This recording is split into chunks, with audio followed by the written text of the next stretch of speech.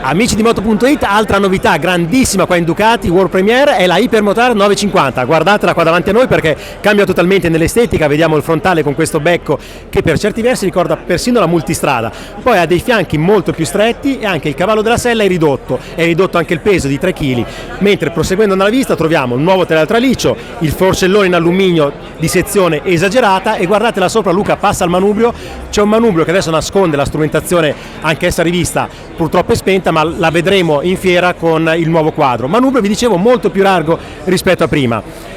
Proseguendo abbiamo i fianchi più stretti, la sella ve l'ho detto, e poi guardate dietro cosa succede, c'è un nuovo doppio scarico aggressivissimo. Quindi è una moto rivista tantissimo e non vi ho detto del motore. 950 vuol dire che nasconde sotto sotto il Desmo che ha debuttato anche sulla multistrada 950. È un 937 cc e dispone di 114 cavalli a 9000 giri. Il peso è molto contenuto perché parliamo di 200 kg col pieno da 14,5 litri e una sella abbastanza alta, siamo a 87 cm da terra perché comunque questa è una moto molto sportiva. Dispone della piattaforma inerziale Bosch di ultima generazione a 6 assi e utilizzo, ragazzi, il taccuino perché alla presentazione stampa hanno detto un sacco di cose. Inquadriamolo ancora, Luca, perché le novità sono davvero tante, a partire da questa versione che è la versione SP, che è dotata di sospensioni Öhlins completamente regolabili che alzano l'altezza di 20 mm. Questo perché? Per avere più luce in pista.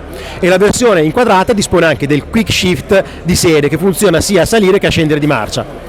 Della strumentazione TFT ve l'ho detto. Ecco, una cosa importantissima che non ho detto della SP è la presenza dei cerchi forgiati marchesini, però questa moto fa venire voglia di pista, e se parliamo di pista parliamo con Alessandro Valia, il mitico collaudatore di tutte le moto Ducati che l'ha provata in pista. Alessandro, chiudiamo questo servizio sulla Hypermotard con te.